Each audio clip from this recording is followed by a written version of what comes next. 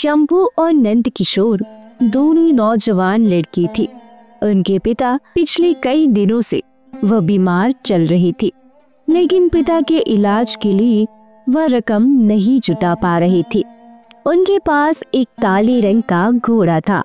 यह घोड़ा देखने में बहुत ही तंदुरुस्त और शानदार था, जिसका नाम उन दोनों लड़कों ने बादल रखा था।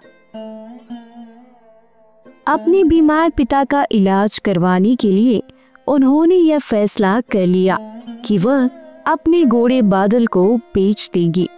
आज वह अपने प्यारे घोड़े को लेकर जानवरों की मंडी के नजदीक पहुंच चुके थे, तो शंभू एक जगह रुक गया और उसने नंद किशोर से कहा, नंदू जरा रुक तो, मेरे दिमाग में एक बहुत ही अच्छा उपाय आया है।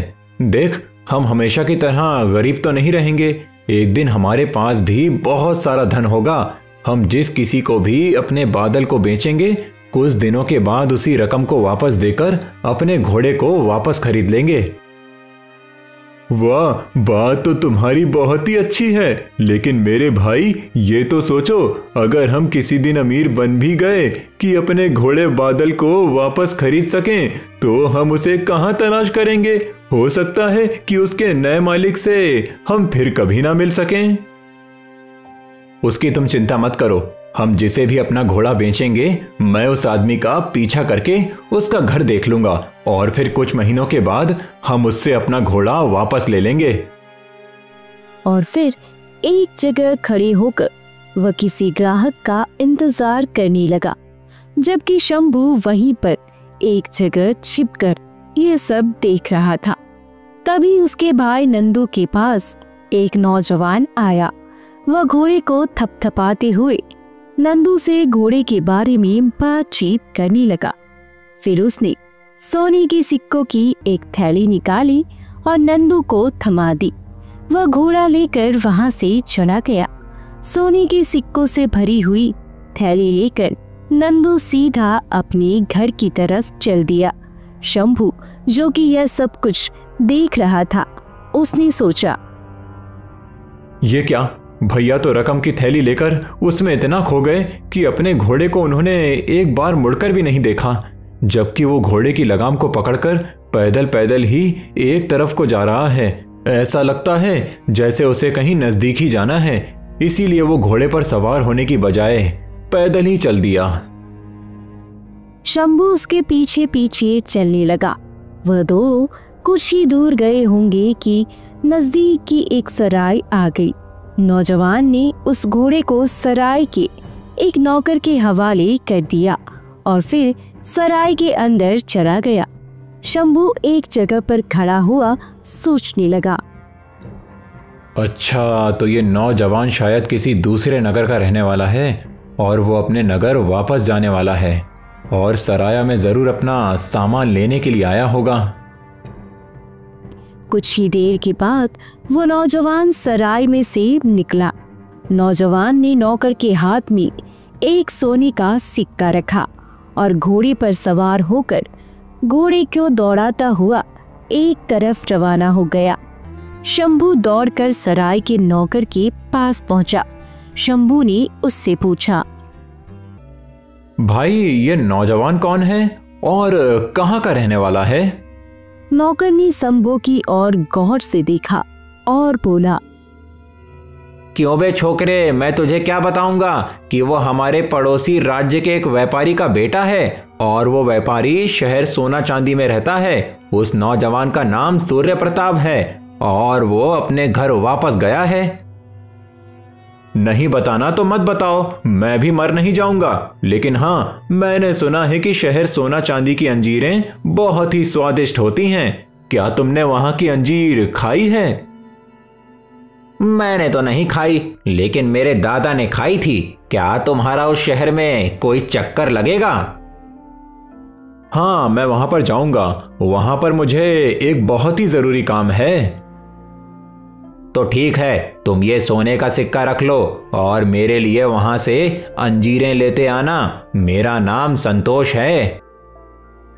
शंभू वह सोने का सिक्का लेकर वहां से चल दिया, मगर परेशानी तो यह थी कि उसका घोड़ा वहां से कोसों दूर शहर सोना चांदी के एक व्यापारी के बेटे के पास था। अगर वह वहां पहुंच भी जाता तो इतनी बड़ी शहर में वह उस व्यापारी के बेटे सूर्य प्रताप को कहाँ ढूंढता। यह सोचते सोचते वह एक बगीचे में जा पहुंचा और एक पेड़ के नीचे बैठा ही था कि उसे गहरी नींद आ गई। अभी वह कुछ देर के लिए सोया ही था कि अचानक वहां पर बगीचे का मालिक अपने 4-5 नौकरों के साथ आ पहुंचा। क्यों बे, क्या ये बगीचा तेरे बाप का है जो यहाँ पर इतने आराम से लेटा है? शंभू आंखें मलता हुआ उठा और उसे देखकर बुरी तरह से डर गया। अब तू मेरी कैद में है।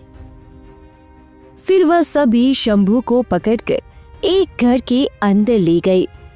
बगीचे का मालिक कहने लगा, सुन बे लड़के, मेरा नाम मंगल डाकू है। फिर उसने अपने साथी से कहा, इस लड़के को भी कुसुम लता के साथ बंद कर दो, इसको भी उसी के साथ बेच देना। इसके बाद शंभू को एक तहखाने में बंद कर दिया गया, जहां पर पहले से ही एक बहुत ही सुंदर लड़की मौजूद थी। मेरा नाम शंभू है और मुझे ये डाकू यहाँ पर जबरदस्ती ले आए हैं, लेकिन आप कौन हैं? मैं बदकिस्मत कुसुम हूँ। जब से मैंने होश संभाला, अपने आप को इस मंगल डाकू के कब्जे में ही पाया है। पहले वो मुझसे अपने घर के सारे काम करवाता था, लेकिन अब वह मुझसे शादी करना चाहता है और मैंने इस बात से इनकार कर दिया है, जिससे नाराज होकर उसने मुझे इस तहखाने में बंद कर दिया है और अब वह मुझे एक दासी बनाकर शहर सोना चांदी में किसी अमीर आदमी को बेच देगा। शहर सोना चांदी का नाम सुनकर शंभू बुरी तरह से चौंक गया। न जाने मेरे माता पिता कौन है, कहाँ है। मंगल डाकू तो मुझे भी बेचने की बात कर रहा था। अगर मंगल डाकू ने तुम्हें मेरी साथ बेच दिया तो तुम कभी भी अपने घर का मुंह नहीं देख पाओगे। शहर सोना चांदी जाने की मेरी बहुत ही इच्छा है। अच्छा, भला तुम वहां पर जाकर क्या करोगे? क्योंकि वहां पर मेरा दोस्त, मेरा घोड़ा बादल है। इसके बाद शंभू ने अपनी सारी राम कहानी विस्तार से कुसुम को बता दी। सारी बात सुनने के बाद कुसुम कहने लगी, तुम्हारी कहानी तो बहुत ही अजीबोगरीब है। ऐसा लगता है कि तुम्हें अपने घोड़े बादल से बहुत ही प्यार है।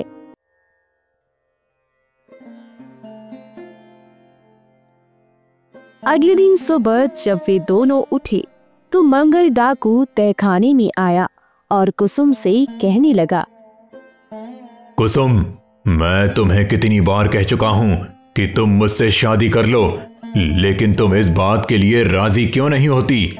देखो मेरे पास कितनी धन दौलत है, मैं चाहूं तो पूरे शहर को खरीद लूं। मेरे नाम से लोग थर थर कांपते हैं, फिर भी तुम्हें शादी करने से इनकार क्यों है? मंगल सी, तुमने बचपन में ही मुझे मेरे माँ बाप से अलग कर दिया था। भला ऐसे इंसान के साथ मैं शादी कैसे कर सकती हूँ? तू कभी भी अपने माँ बाप से नहीं मिल सकेगी। मैंने एक काफिले को लूटते समय तुझे एक बूढ़े आदमी से छीना था। वो बूढ़ा आदमी ही तेरा बाप होगा और अब तक तो वो कब का मर भी चुका होगा। यह सुनकर कुसुम की आंखों में आंसू आ गए। डाकू मंगल ने कुसुम से कहा, सुन लड़की, मैं तुझे आखिरी बार पूछने के लिए आया हूं कि क्या तू मुझसे शादी करेगी या नहीं। अगर तू मुझसे शादी करेगी तो तेरी जिंदगी राजकुमारियों से कम नहीं होगी, वरना मैं तुझे किसी अमीर आदमी की नौकरानी बनाकर बेच दूंगा। मुझे उसकी परवाह नहीं है। यह तो अच्छा ही होगा कि मुझे तुम जैसे जालिम डाकू से छुटकारा मिल जाएगा। यह सुनकर डाकू मंगल को गुस्सा आ गया। डाकू मंगल ने अपने साथी से कहा, नूरा, तू इस लड़की को अपने साथ ले जा और ले जाकर शहर सोना चांदी में इसे बेच दे। किसी ऐसे अमीर आदमी के पास बेचना जो इसे दासी बनाकर रखे और दिन रात इससे काम करवाए, खाने को इसे रूखी सूखी दे और पहनने के लिए फटे पुराने कपड़े दे, तभी इसके होश ठिकाने आएंगे। उस्ताद, इतनी दूर जाने की क्या जरूरत है? हम इसे अपने शहर में भी बेच सकते हैं। नहीं, ये हमारे ठिकाने को अच्छी तरह से जानती है, इसीलिए इसे यहां पर नहीं बेच सकते। और इस लड़के का क्या करना है उस्ताद? क्या करना है? इसे भी बेच दे, कुछ पैसे तो इसके भी मिल ही जाएंगे। इसके बाद कुसुम और शंभू को एक बग्घी में बिठा दिया गया। डाकू मंगल का साथी नूरा भी उनके साथ ही बैठा था। थोड़ी देर के बाद वह बग्घी चल पड़ी।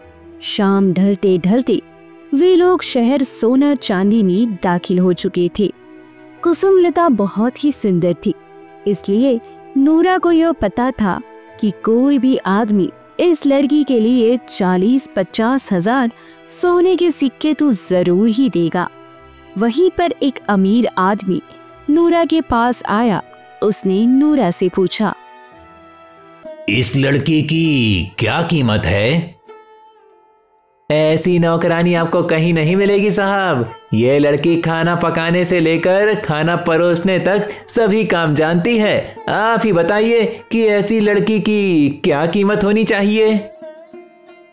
उस आदमी ने कुछ देर के लिए सोचा और फिर बोला, 1 लाख सोने के सिक्कों के बारे में तुम्हारा क्या ख्याल है?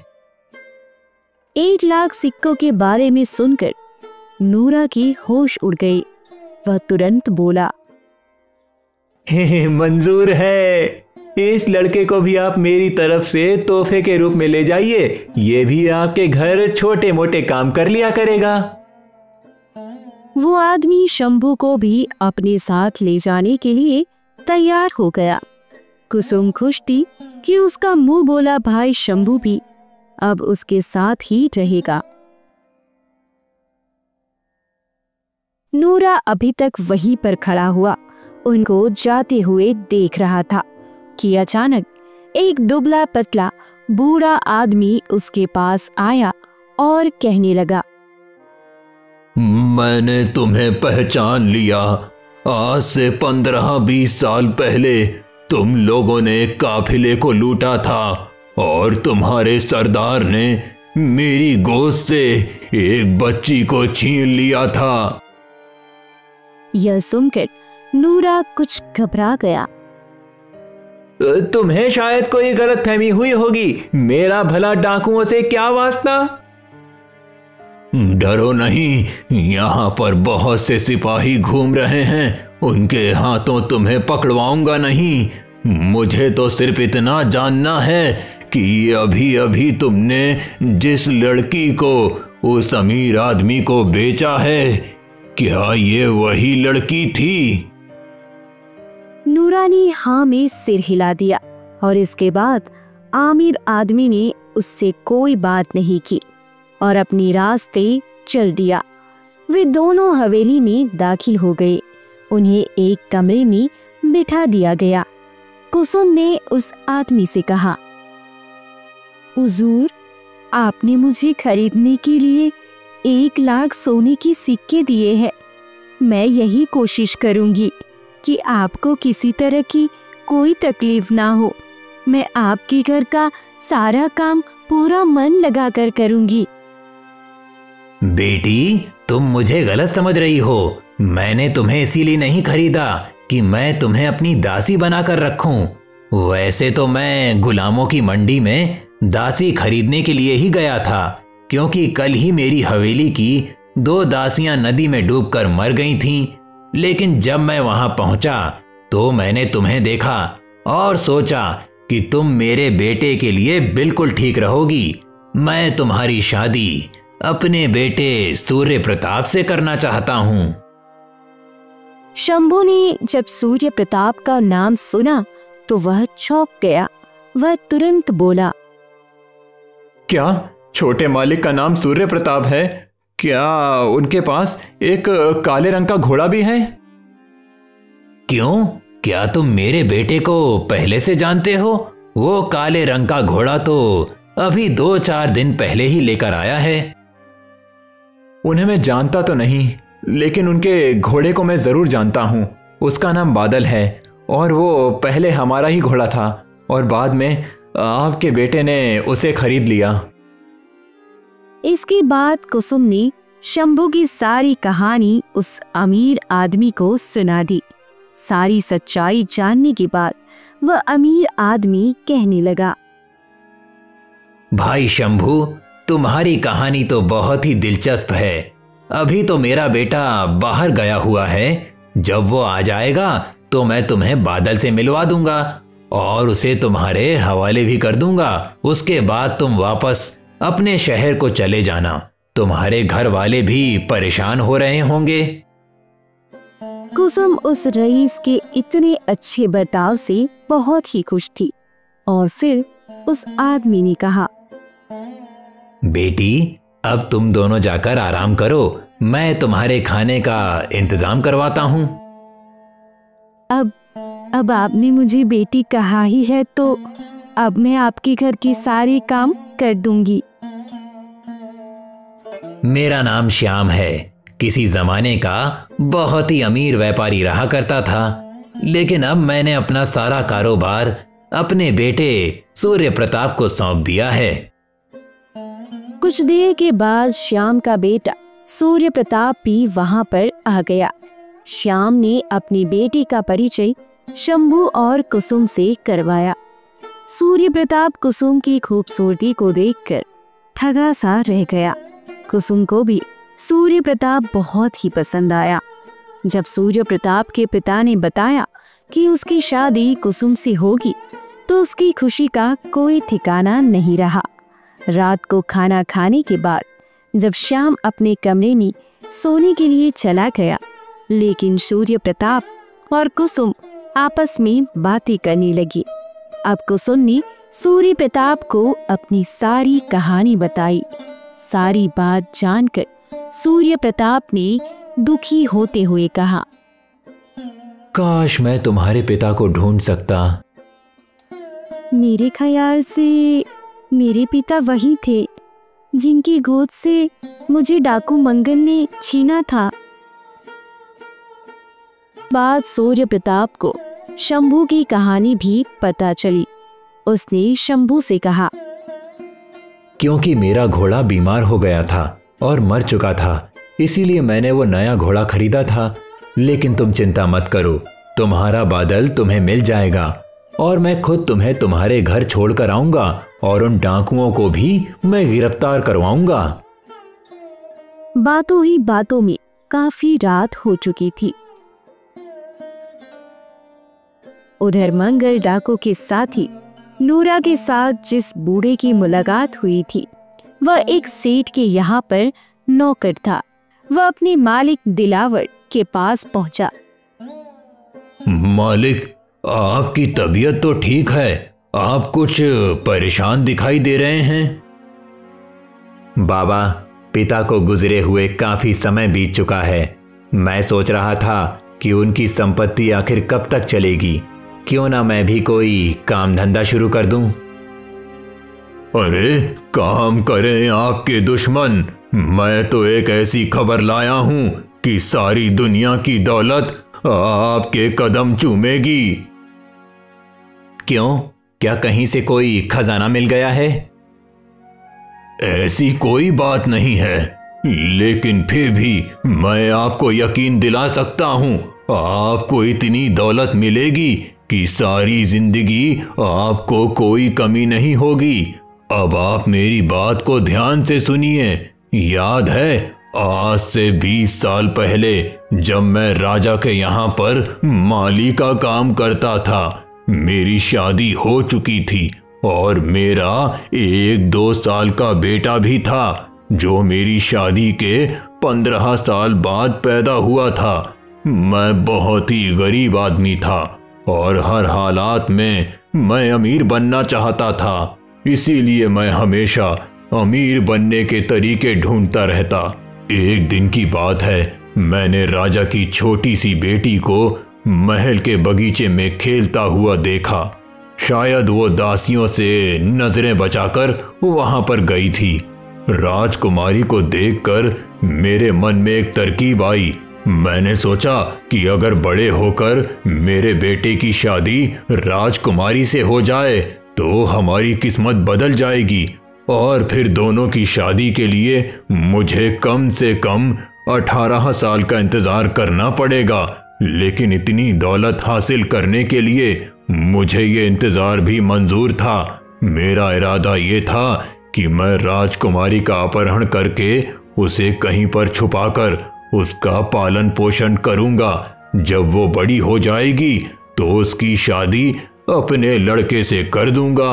शादी के बाद मैं खुद ये बात राजा को बता देता कि मेरे बेटे की शादी जिस लड़की से हुई है वो राजा की खोई हुई राजकुमारी है। और फिर राजा अपनी बिछड़ी हुई बेटी से मिलकर बहुत ही खुश हो जाता। मेरे बेटे को भी वो अपना दामाद मान लेता। बूढ़े नौकर की कहानी सुनते सुनते दिलावर ने कहा, तुमने ये बात तो सोची ही नहीं कि अगर राजा ने तुमसे पूछा कि उसकी बेटी तुम्हें कैसे मिल गई तो क्या जवाब दोगे? मैंने उसके लिए भी एक तरकीब सोच ली है। मेरी एक बुआ दूसरे राज्य में रहती थी। मैंने सोच लिया था कि मैं राजकुमारी को उसके पास छोड़ दूंगा। राजा अगर पूछता तो वो कह सकती थी कि ये लड़की उसे सालों पहले एक जंगल में मिली थी। ये सारी योजना बनाकर मैं राजा की बेटी को घास के गट्टे में छुपाकर अपने घर ले आया। राजकुमारी के खो जाने की वजह से महल में बहुत ही हंगामा हुआ और उसे बहुत ही ढूंढा गया, मगर वो मिलती कैसे? वो तो मेरे घर के तहखाने में थी। कुछ दिन के बाद सारा मामला ठप पड़ गया। मेरी पत्नी को इस बारे में पता था और वो मेरे बेटे को संभालती और राजकुमारी का भी ध्यान रखती। आखिरकार एक दिन मैंने राजा की नौकरी छोड़ दी और उस लड़की को दूसरे राज्य में रहने वाली अपनी बुआ के पास ले जाने के लिए तैयार हो गया। मैंने राजकुमारी को अच्छी तरह से छुपाकर घोड़ा गाड़ी में रखा और फिर वहां से चल दिया। मेरी पत्नी भी इस बात से बहुत ही खुश थी। अभी थोड़ी ही देर हुई थी कि मुझे याद आया राजकुमारी रास्ते में क्या पिएंगी। दूध तो मैं घर पर ही भूल गया था। मैंने उसी समय घोड़ा गाड़ी वापस मोड़ी और घर पहुंचा तो घर बिल्कुल खाली था। मेरी पत्नी शायद पड़ोसन के घर चली गई थी। मैं रसोई में गया, दूध लिया और कुछ खाना वहां पर बचा था तो मैंने खा लिया। जब मैं घर से चलने लगा तो क्या देखा कि तहखाने का दरवाजा खुला पड़ा था। अपनी पत्नी की इस लापरवाही पर मुझे बड़ा ही गुस्सा आया, क्योंकि हमारे घर का सारा कीमती सामान और मेरी जो भी थोड़ी बहुत धन दौलत थी वो सब तहखाने में ही रखा था।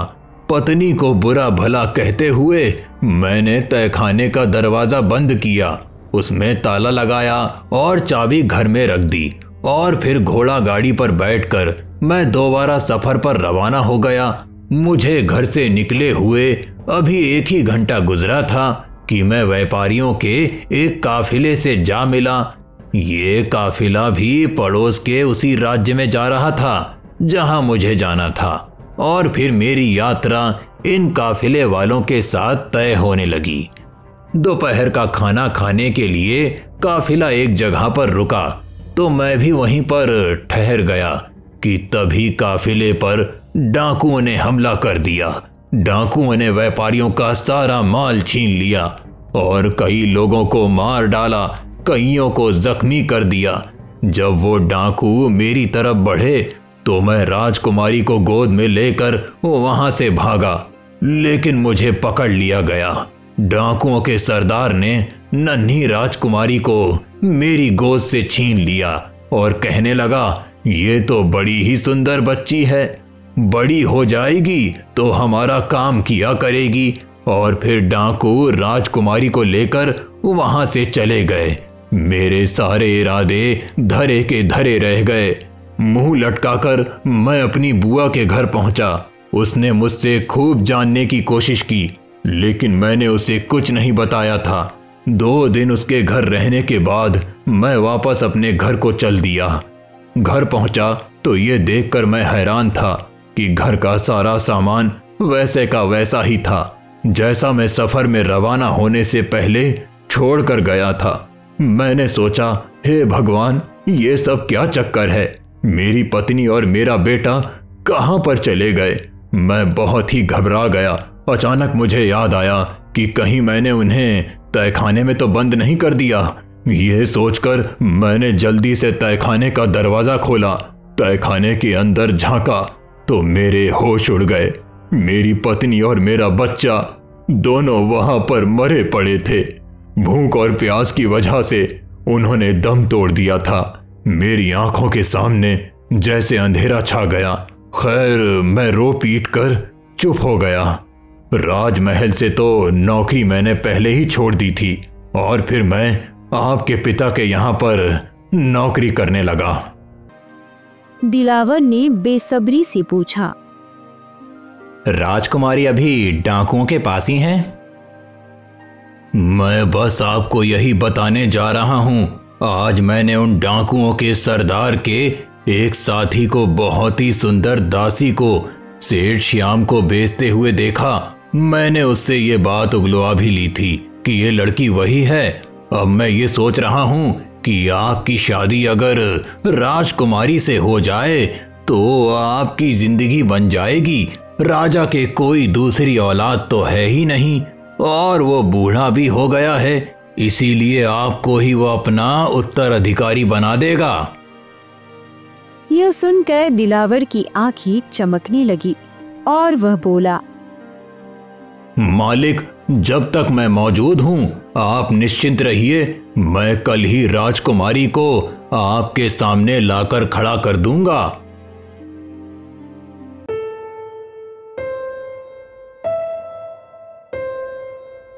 अगले दिन बूढ़ा आदमी सेठ श्याम के घर पहुंच गया और सेठ से कहने लगा, कुसुम मेरी बेटी है। इसे बरसों पहले डाकुओं ने मुझसे छीन लिया था और अब मैं अपनी बेटी को पहचान गया हूँ और उसे वापस लेना चाहता हूँ।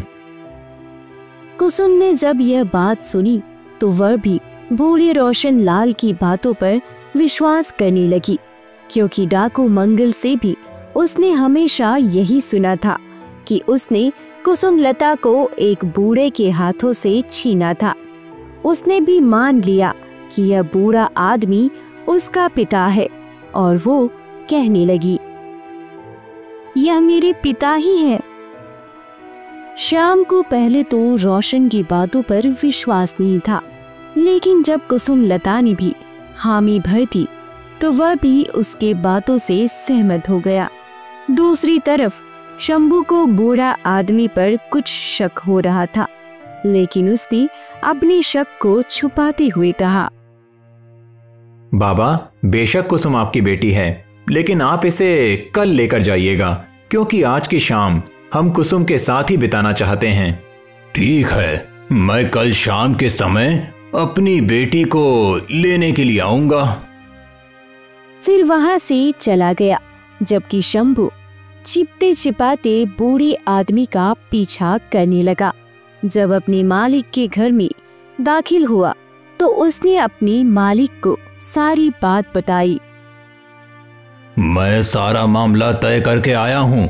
कल कुसुम हमारे घर में होगी। उन बेचारों को ये बात नहीं मालूम थी कि कुसुम असल में राजा की बेटी है। और फिर मालिक, आप कुसुम से शादी कर लेना। इस तरह से आप राजा के उत्तराधिकारी बन जाओगे। मैंने जो बरसों पहले कुसुम को राजा के महल से चुराते समय जो सपना देखा था, आज वो सपना पूरा होने वाला है। शंभू, जो कि दबे पांव उस घर में दाखिल हो चुका था और वह कमरे की खिड़की से उन दोनों की सारी बातें सुन रहा था, वह हैरान था कि कुसुम राजा की बेटी है और सारी सच्चाई जानने के बाद वह जिस तरह से दबे पांव आया था उसी तरह से वह मकान से निकल गया और सीधा राजा की महल में पहुंच गया। उसने राजा को सारी बात बताई। बरसों पहले जो आपकी बेटी महल से गायब हुई थी वो रोशन लाल ने चुराई थी और आज वो सेठ केदार चंद के घर में है। राजा को पहले तो शंभू की बातों पर विश्वास नहीं था, लेकिन जब शंभू ने उसे सारी बात बताई तो राजा ने कहा, देखो लड़के, अगर तुम्हारी बात सच नहीं निकली तो तुम्हें इसकी बहुत बड़ी सजा मिलेगी।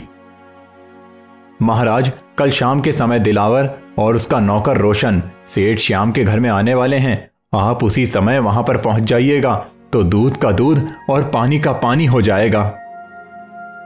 अगले दिन शाम के समय राजा अपने कुछ सैनिकों के साथ और शंभू को साथ लेकर सेठ श्याम के घर पहुंच गया। बूढ़ा आदमी और उसका मालिक दिलावर दोनों कुसुम को लेने के लिए श्याम की हवेली पर पहुंच चुके थे। जब शंभू वहां पर पहुंचा तो उसने राजा से कहा, महाराज, यही है वो दिलावर और यही है उसका नौकर रोशन जिसने आपकी बेटी को अगवा किया था। राजा ने सिपाहियों को इशारा किया तो सिपाहियों ने उन दोनों को पकड़ लिया। राजा ने श्याम से कहा, मुझे शंभू ने सब कुछ बता दिया है। राजा ने बूढ़े आदमी और उसके मालिक दिलावर को कारागार में डलवा दिया। इसके बाद राजा ने श्याम से कहा, सेठ जी, आप इस बात से अभी तक अनजान हैं कि ये लड़की कुसुम मेरी बेटी है। इस रहस्य से पर्दा उठाने का सारा श्रेय शंभू को जाता है। अब मैं अपनी बेटी को देखना चाहता हूँ। शंभू ने दौड़कर कुसुम को बुलाया। राजा ने कुसुम की कलाई को बड़े ही ध्यान से देखा, जहाँ पर एक शाही निशान मोर का पंख बना हुआ था। राजा वह निशान देखते ही पहचान गया कि यह उसकी बेटी कुसुम ही है, क्योंकि यह मोर पंख का निशान उसके पैदा होते ही उसके हाथ पर गुदवा दिया गया था। कुसुम को इस बारे में कुछ भी नहीं पता था। वह तो यह देखकर हैरान थी। शंभू ने मुस्कुराते हुए कहा, कुसुम बहन, महाराज आपके पिता हैं। यह सुनकर कुसुम अपने पिता से लिपट गई और जोर जोर से रोने लगी। फिर कुछ देर वहां बिताने के बाद राजा अपनी बेटी कुसुम को लेकर महल में चला गया। राजकुमारी के मिल जाने की खुशी में राजा ने अगले दिन श्याम और उसके बेटे सूर्य प्रताप को और शंभू को अपने यहाँ पर खाने की दावत दी। खाना खाने के बाद वे सभी राजा के साथ राज दरबार में आ गए, जहाँ पर राजा ने ऐलान किया, शंभू ने हमारी बिछड़ी हुई बेटी को हमसे मिलाने में बहुत ही मेहनत की है, इसीलिए मैं खुश होकर इसे 5 लाख अशर्फियां इनाम में देता हूँ। इसके बाद राजा ने सेठ श्याम से कहा, आपने हमारी बेटी को सिर्फ इसीलिए खरीदा था कि आप उसे अपने बेटे की दुल्हन बना सकें। हम आपकी इस इच्छा को जरूर पूरा करेंगे। इस फैसले से राजकुमारी और सूर्य प्रताप दोनों ही बहुत खुश थे। 1 हफ्ते के अंदर अंदर दोनों की शादी हो गई। अब शंभू को अपने घर की याद सताने लगी और फिर सूर्य प्रताप उसे अपने साथ लेकर उसके घर की तरफ रवाना हो गया। शंभू का घोड़ा बादल भी उसके साथ साथ ही था। जब वे लोग शंभू के घर पहुंचे तो उसके माता पिता उसे देखकर बड़े ही खुश हुए। शंभू ने माता पिता और अपने भाई को सारी बात बताई और 5 लाख अशरफियां देखकर सबकी आंखें फटी की फटी रह गई। इस दौरान शंभू के पिता भी अब स्वस्थ हो चुके थे। सूर्य प्रताप ने शंभू से कहा, अब हम यहाँ तक आ ही गए हैं तो क्यों ना मंगल डाकू का भी हिसाब किताब बराबर कर दिया जाए। और फिर सभी डाकुओं को गिरफ्तार करके कारागार में डलवा दिया गया। इधर शंभू अपने साथ शहर सोना चांदी से एक थैला भी लेकर आया था जिसमें अंजीरें भरी हुई थी। उस थैले को उठाकर वो अपने घोड़े पर सवार हुआ और फिर एक सराय के पास पहुंचा। उसने सराय पर दस्तक दी तो दरवाजे पर ही नौकर आया। शंभू ने वह थैला उसे सौंपते हुए कहा, लो भाई, अपनी अंजीरें संभालो।